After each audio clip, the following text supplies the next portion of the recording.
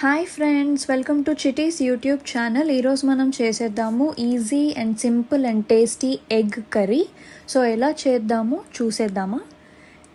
So ఇప్పుడు కిచెన్లో ఒక నాన్ స్టిక్ ప్యాన్ ఆర్ కడాయి లేదా ఒక గిన్నె తీసుకొని స్టవ్ ఆన్ చేసుకొని పెట్టుకోండి. అందులో కొద్దిగా ఆయిల్ యాడ్ చేసి వేడెక్కిన తర్వాత కొన్ని ఆనియన్స్ కట్ చేసి పెట్టుకున్నవి యాడ్ చేసేసుకోవాలి. అవి వేసుకోగానే సాల్ట్ ఫస్ట్ ఎందుకు యాడ్ చేసామంటే ఆనియన్స్ బాగా తొందరగా మగ్గటానికి. సో అవి అట్లా మంచిగా సాల్ట్ వేసి కలిపేసుకున్న తర్వాత ట్రాన్స్లూసెంట్ కలర్లోకి వచ్చినప్పుడు ఆనియన్స్ మంచిగా మగ్గినట్టు.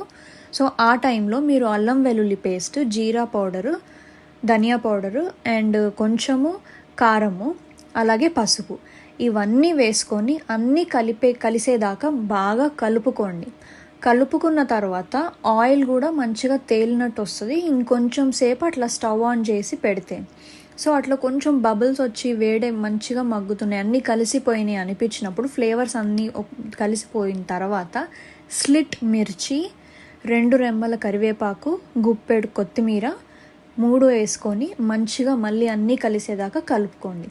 కలుపుకున్న వాటిని మంచిగా కలిసిన తర్వాత ఎగ్స్ కూడా యాడ్ చేసుకోండి. మేము ఇక్కడ 4 ఎగ్స్తో ఈ కర్రీని మీకు చూపిస్తున్నాము. మీరు ఎన్నైనా ఎగ్స్ యాడ్ చేసుకోవచ్చు, that is up to you. So 4 ఎగ్స్ని కూడా చాలామంది ఏం చేస్తారంటే వేయగానే దాన్ని మిక్స్ చేసేసేసి బాగా స్క్రాంబుల్ చేసేస్తారు. ఎగ్స్ చేసి ఎగ్ బుర్జీ అలా తినేవాళ్ళు నచ్చిన వాళ్ళు ఉంటారు, దట్ ఈస్ ఫైన్.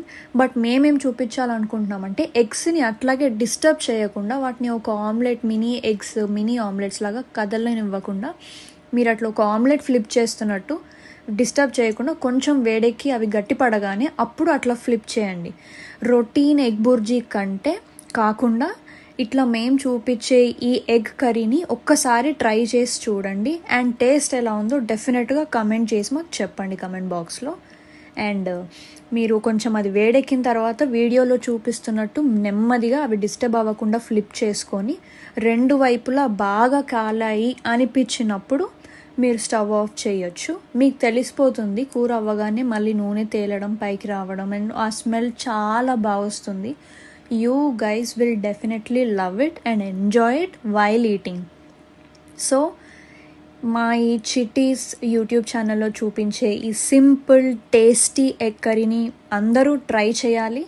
ట్రై చేసి వచ్చిన రుచిని మా కమెంట్ బాక్స్లో మాతో షేర్ చేసుకుంటారని మేము ఎక్స్పెక్ట్ చేస్తున్నాం. వేడివేడి అన్నంలో అలా కలుపుకొని తింటే ఎంత బాగుంటుందో. అండ్ మీరు ఏమంటారో తెలుసా?